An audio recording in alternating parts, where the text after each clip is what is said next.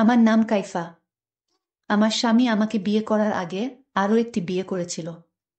কিন্তু আমার স্বামীর প্রথম স্ত্রী কিছুদিন পর নিজ থেকে আত্মহত্যা করে মারা গিয়েছিল। কিন্তু কেন মারা গিয়েছিল তা আমি জানি না। আমি এখন ওনার দ্বিতীয় স্ত্রী। আমার স্বামীর বাড়িতে গিয়ে আমার স্বামীর প্রথম স্ত্রী কেন মারা গিয়েছিল তা জানার জন্য আমি বেকুল হয়ে যাই। কিন্তু স্বামীর বাড়িতে যাওয়ার কিছুদিন পর আমার সাথে ঠিক একই ঘটনা ঘটল। তখন আমার মরা ছাড়া কোনো উপায় ছিল না। বাকি ঘটনাটা গল্পতেই বলি। কি প্রকাণ্ড একটা বাড়ি, চারদিকে খুব উঁচু করে প্রাচীর দেয়া, লোহার নিশ্ছিদ্র গেট, চারপাশে কোনো আলো নেই, সব মিলিয়ে বন্দিখানা বলা চলে। এই বাড়িটাই জিহাদের। কাইফা ভয়ে ঢোক গিলে। কিভাবে এখানে থাকবে সে, বাবা মা, দাদি, নীলু বাবা আর মোজাম্মেলকে ছেড়ে? বাড়িতে ঢোকার পর একজন বয়স্ক পুরুষ আর একজন কমবয়সী মেয়েকে দেখতে পেল ওরা। দুজনই সবুজ পাড়ের সাদা শাড়ি পরে আছে, হাতে মোমদানি। জিহাদ বলল, ইলেকট্রিসিটি নেই, একটু পর চলে আসবে, তোমরা চিন্তা করো না। বয়স্কা পুরুষটি কাইফাকে দোতলার একটা রুমে নিয়ে গেল। রুমটা সাজানো, চারপাশে মোমবাতি জ্বালিয়ে রাখা আছে। কাইফার সাথে নীলু আর মোজাম্মেলও ছিল। পুরুষটি বলল, আপনারা এখন গেস্ট রুমে যান, স্যার আসবে। নীলু জার্নি করতে পারে না, এতখানি জার্নি করে একদম নেতিয়ে পড়েছে সে। তাই কাইফাকে বিদায় জানিয়ে নীলু আর মোজাম্মেল চলে গেল। কাইফার খুব ভয় ভয় করতে লাগলো। চারপাশটা নীরব হওয়ায় গাছের পাতা নড়ার শব্দ কেমন ভয়ঙ্কর লাগছে। তবে সব ভয় ছাপিয়ে আরও একটা ভয় কাইফার মনে দানা বেঁধেই চলেছে।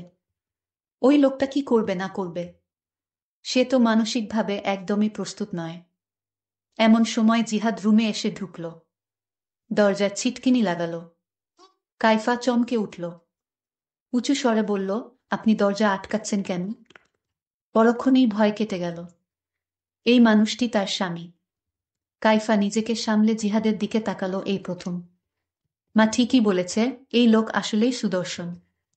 কানের কাছে রূপালি চুলগুলো মানিয়ে গেছে তার চেহারার। কাইফা দৃষ্টি নামিয়ে ফেলল। জিহাদ বলল, কাইফা তুমি ঘুমিয়ে পড়ো, সারাদিন জার্নি করেছ। কাইফা অবাক হয়ে তাকিয়ে রইল। জিহাদ আরও কিছু বলতে যাচ্ছিল, হঠাৎ দেয়ালের দিকে তাকিয়ে চুপ করে গেল। কাইফা দেখল পলকেই জিহাদের চেহারা কেমন হিংস্র হয়ে উঠেছে। রাগে কাঁপছে সে। কাইফা ভয়ে ভয়ে জিজ্ঞেস করল, কি হয়েছে আপনার, এমন করছেন কেন? জিহাদ জবাব না দিয়ে চিৎকার করে ডাক দিল, বাবা বাবা। বয়স্ক পুরুষটি ছুটে আসলো। কাইফাকে অবাক করে দিয়ে জিহাদ সেই পুরুষের গালে প্রচণ্ড জোরে একটা চড় বসিয়ে দিল। পুরুষটি ধপ করে ফ্লোরে পড়ে গেল। বহু কষ্টে সে উঠে দাঁড়ানোর পর আবার জিহাদ একই কাজ করল। এবারের চড়টা আরো জোরে ছিল। পুরুষটির ফ্লোরে পড়ে মাথা ফুলে গেল। জিহাদ দাঁতে দাঁত চেপে হিসিয়ে বলল, সোহানার ছবি কই? সোহানার ছবি কই বল। কাইফা ভয়ে থরথর করে কাঁপতে লাগল। এত বয়স্ক বাবার বয়সী পুরুষের গায়ে কিভাবে হাত তুলতে পারল? কিন্তু পুরুষটির কোনো বিকার নেই, যেন চড়থাপ্পড় খাওয়া একটা স্বাভাবিক বিষয়। সে মাথা নিচু করে বলল, হীরা মামুনি রুমে রেখেছি, ভেবেছি নতুন বউ আসবে, কিছু যদি মনে করে। জিহাদ হাত মুষ্টিবদ্ধ করে বলল, জানিয়ে আয়। 10 সেকেন্ড টাইম। পুরুষটি ছুটে বেরিয়ে গেল। কিছুক্ষণ পরই ফিরে এলো একটা বিশাল বাঁধানো ছবি নিয়ে। ছবিটা নিজের হাতে পেয়ে ইশারায়। তারপর নিজেই সেই ছবিটাকে দেয়ালে টানালো। ছবিতে একটা মেয়ে লাল বেনারসি পরে তাকিয়ে আছে, যেন কাইফার দিকেই।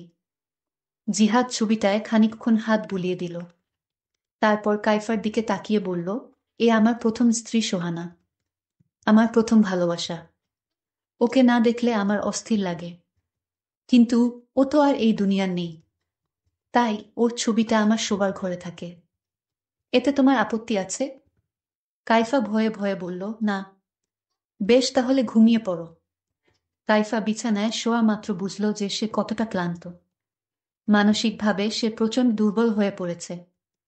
সকালে ঘুম ভাঙার পর জিহাদকে সে ঘরে দেখতে পেল না। ঘড়িতে দেখল 7টা বাজে। ইস, এত দেরি হয়ে গেছে। খাট থেকে নামার সময় জিহাদ ঘরে ঢুকল। ভ্রু কুঁচকে বলল, তুমি এখনো সাজগোজ করনি কেন? নতুন বউকে এমন বিধবা বিধবা লাগলে কেমন করে হবে? আলমারি থেকে একটা লাল শাড়ি বের করে পরো। আর টেবিলে দেখো মালা আছে, মালাটা পরে নিও। কথাগুলো আদেশের ভঙ্গিতে বলে জিহাদ চলে গেল। কাইফা চোখের পানি মুছল। জিহাদের কথা মতো সেজে নিচে গিয়ে সে অবাক। নীলু আর মোজাম্মেল খাবার টেবিলে বসে আছে জিহাদের সাথে। কাইফাকে দেখে ওদের হাসি আরো বেড়ে গেল। কাইফা এসে একটা চেয়ারে বসল। জিহাদ উঠে চলে গেল কিচেনে। মোজাম্মেল বলল, জানো দুলাভাই আমাদের জিজ্ঞেস করে জেনেছে তোমার প্রিয় খাবার কি, তারপর নিজেই রান্না করেছে। এখনো করছে। কাইফা কি বলবে বুঝতে পারল না, বলল, কি বলছিস? নীলু বলল, বুড়া ভূতে সেই প্রেম যাচ্ছে কাইফাকে পেয়ে। মালা বানানা নিজ হাতে আবার কাইফাকে পরিয়ে দিচ্ছে। মোজাম্মেল বলল, উফ আপু, তোমার বেশি মুখ চলে। বুড়ো বুড়ো করো না তো, ছোটাপুর কষ্ট হবে। বলেই ওরা হাসতে লাগলো। বাবা থামিয়ে নীলু বলল, যতটা খারাপ প্রথমে ভেবেছিলাম উনি আসলে ততটা খারাপ না রে। কাইফা শুকনো মুখে তাকিয়ে রইল। লোকটাকে তো কাল রাতে খুব খারাপ মনে হয়েছিল। সে কি আসলে ভালো নাকি কাইফা কিছুই বুঝতে পারল না। কাইফা অনেকবার ভেবেছিল নীলুকে গত রাতের ঘটনা খুলে বলবে, কিন্তু তাকে তো একা পাওয়াই যাচ্ছিল না। সারাক্ষণ সে আর মোজাম্মেল জিহাদের সাথেই আড্ডা দিচ্ছিল। কি বাবা খুশি সবাই, কি দরকার আবার সবার মন নষ্ট করার। কাইফা তাই চুপ করেই রইল। কিছুক্ষণ পর নীলু আর মোজাম্মেল চলে যাবে। নীলু আমার ছোট বোন, আর মোজাম্মেল হলো আমার ছোট ভাই। তারা বলল আজ চলে যাবে। মোজাম্মেলের কলেজ খোলা। কাইফা তবুও বলল, আরেকটা দিন থেকে যেতে। জিহাদ হেসে বলল, যেতে চায় আটকাচ্ছ কেন? যখন মন চাইবে তখনই গাড়ি পাঠিয়ে ওদের নিয়ে আসব। চোখের পানি মুছে কাইফা ওদেরকে বিদায় দিল। জিহাদও অফিসে চলে গেল। একবার কাইফার দিকে তাকালো না। কাইফা একা একা কি করবে ভেবে পেল না। সে বাবা নামের পরিচারিকাটির কাছে গেল। বলল, কাল রাতে উনি যে কাজটা করেছে সেটার জন্য আমি আপনার কাছে দুঃখিত বাবা। মানে আমার শ্বশুর। বাবা চুপ করে রইল। কাইফা আরো কিছুক্ষণ গল্প করার চেষ্টা করল, কিন্তু বাবা বলল, বোমা এ বাড়িতে মালিক শ্রেণীর কারো সাথে অকারণে কথা বলা নিষেধ। এতে মালিকদের অপমান হয়। জিহাদ জানলে খুব রাগ করবেন। কাইফা অবাক হয়ে তাকিয়ে রইল। এত বড় বাড়িতে একা একা সে করবেটা কি? কোনো কাজও তো নেই। কাইফা দোতলায় উঠে গেল। যাওয়ার সময় বাবা পিছন ডেকে বলল, বোমা চিলেকোঠার ঘরে যাওয়া জিহাদের নিষেধ আছে। ওখানে যাবেন না। বাকি সব চাইলে ঘুরে দেখতে পারেন। কাইফা বেডরুমে এসে বসে রইল।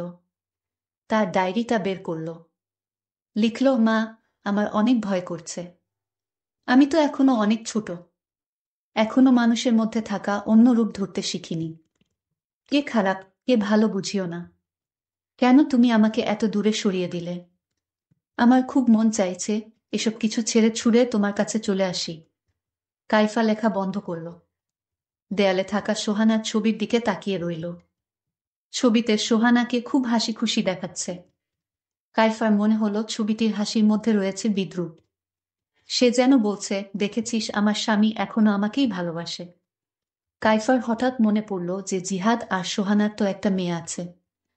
সে কি এই বাড়িতে থাকে না? মেয়েটার নাম সম্ভবত হীরা। গতরাতে বাবা বলেছিল। কাইফা হীরাকে খুঁজতে লাগল। দোতলার শেষ ঘরটার দরজা খোলা। কাইফা একটু উঁকি দিয়ে দেখল একটা 10-12 বছর বয়সী মেয়ের হাত পা বাঁধা। কম বয়সী কাজের মেয়েটি তাকে খাইয়ে দেওয়ার চেষ্টা করছে। হঠাৎ কাইফাকে দেখে কাজের মেয়েটি বিস্ফোরিত চোখে তাকালো। বলল, ম্যাডাম আপনি এখানে এসেছেন কেন? যান তাড়াতাড়ি। কাইফা বলল, তুমি বাচ্চা মেয়েটাকে বেঁধে রেখেছ কেন? বলেই কাইফা হীরার কাছে গেল। হীরা বলল, প্লিজ আপনি আমার বাঁধনগুলো একটু খুলে দিন। কাইফা হীরার দিকে তাকালো। গায়ের রং শ্যামলা। কি টানা টানা চোখ। কি অদ্ভুত মায়া চেহারায়। কিন্তু জিহাদ বা সোহানা কারো সাথেই চেহারার মিল নেই। কাজের মেয়েটি বলল, প্লিজ বাঁধন খুলবেন না। কাইফা কোনো কথা শুনল না। বাঁধন খুলে দেওয়ার সাথে সাথে ঘটালো অদ্ভুত এক ঘটনা।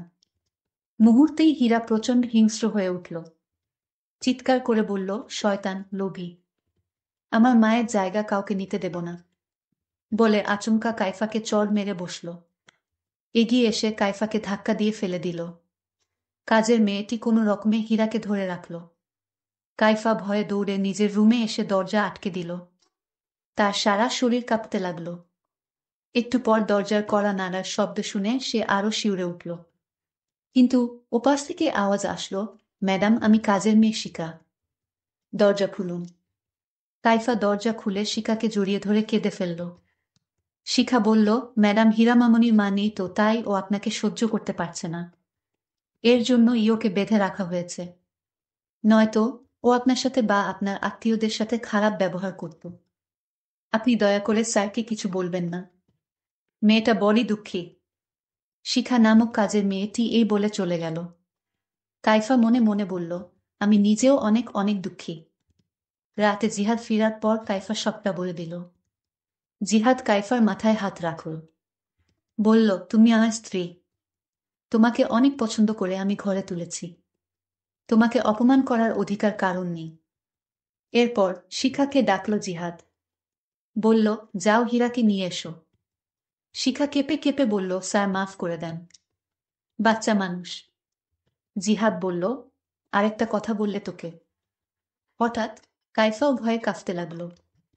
বিচার দেয়াটা আসলেই উচিত হয়নি। শিখা হীরাকে নিয়ে রুমের দরজার কাছে দাঁড়ালো।